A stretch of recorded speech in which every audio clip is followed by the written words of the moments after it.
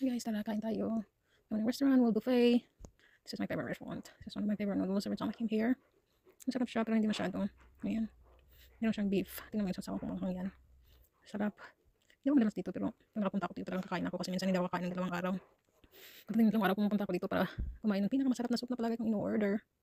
Ito yun o. Nagagawang workout sa baboy. Diba yung fried chicken nila dito ang sarap. Dito to sa sa Wisconsin restaurant. Kung makapunta kayo ng Wisconsin, hanapin nyo lang ang World Buffet sa my west side. Doon yun. Favorite restaurant ko yun. Sarap yung noodles nila dito kasi hindi masyadong lata. Tama-tama lang din yung pagkatimpla. Tapos ang timpla niya, hindi yung maraming MGA o ano ba yung nilalagay sa pagkain.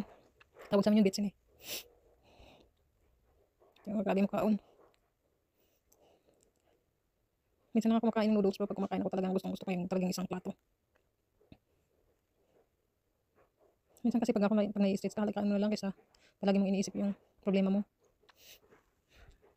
Walang makeup yan. No makeup, just food and my hoodie. Nothing fancy really. Just pagkain lang. Kung ikaw ay gutom, kumain ka. Huwag mahihiya kasi pera mo yan.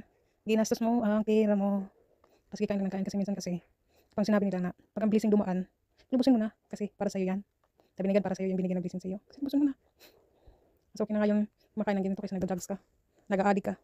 Ikain mo na lang.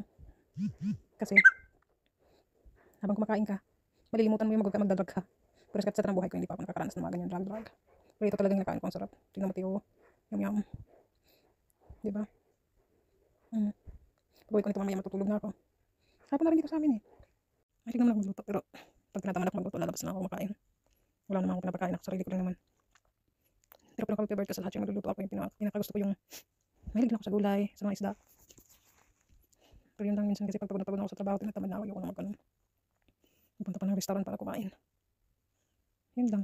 At hindi ako kumakain ng mag-isa. Pero ngayon nasanay na ako. Harap kayo dyan. Kakain naman yung pinaka-gusto ko. Pagdating na hapon yun lang. Pero minsan magastos lang pag palagi kang kumakain sa labas. Kasi sabi nila, habang may tira ka, mag-ipon ka na mag-ipon. Dahil daw pagdating ng panahon may makain ka pa. Tama nga naman. Siya. Galo ka naman. Sige, mag-ipon na nga.